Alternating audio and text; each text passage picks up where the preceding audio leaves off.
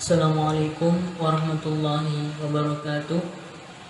Kami dari kelompok 5 ingin mempresentasikan PPT dengan judul Sumber Ajaran Islam, As-Sunnah dan Ijtihad.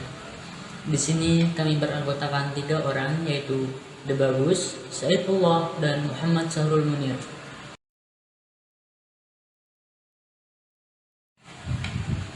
Baik, kita akan memulai pembahasan.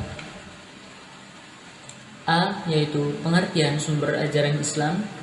Sumber ajaran Islam adalah segala sesuatu yang dapat dijadikan sebagai pedoman kehidupan manusia, dasar dalam menjalankan syariat Islam.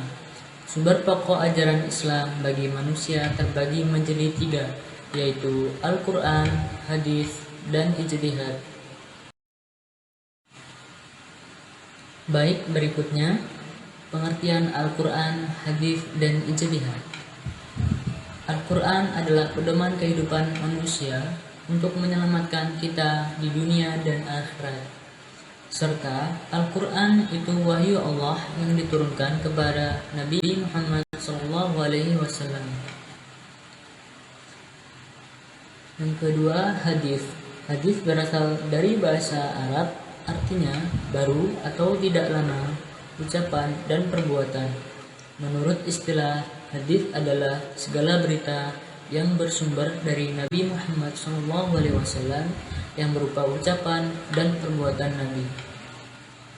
Ijtihad adalah suatu hukum untuk menentukan yang tidak ditentukan secara eksplisit oleh Al-Quran.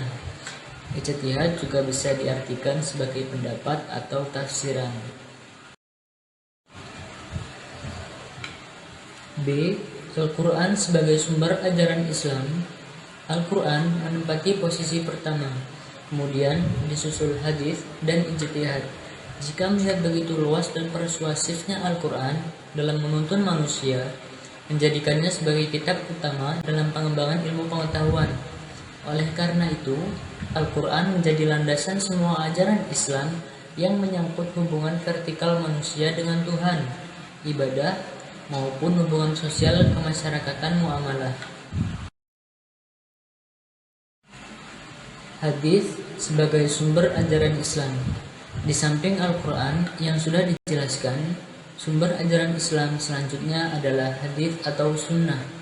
Dalam bahasa Arab, sunnah berarti jalan lurus dan perilaku sosial yang sudah melembaga atau tradisi. Oleh karena itu, sunnah Rasulullah SAW berarti praktik kehidupan yang dilakukan dan berlangsung pada masa Rasul Muhammad SAW hidup. Sementara itu, kata hadis berasal dari bahasa Arab yang berarti berita atau catatan, khususnya tentang perbuatan, perkataan, dan ketetapan Rasul Muhammad SAW.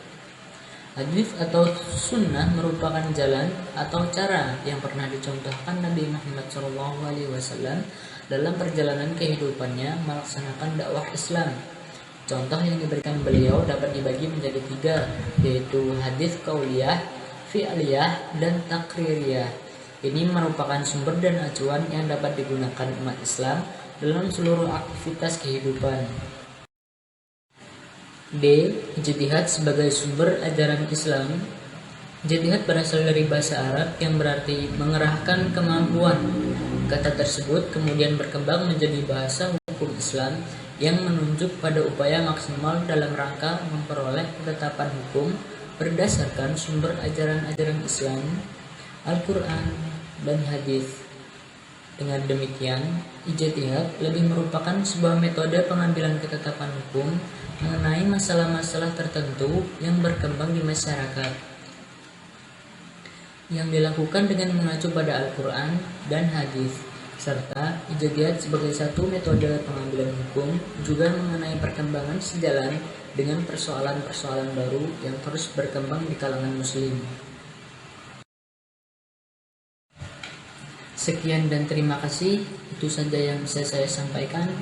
Billahi fi sabilil haq. Wassalamualaikum warahmatullahi wabarakatuh.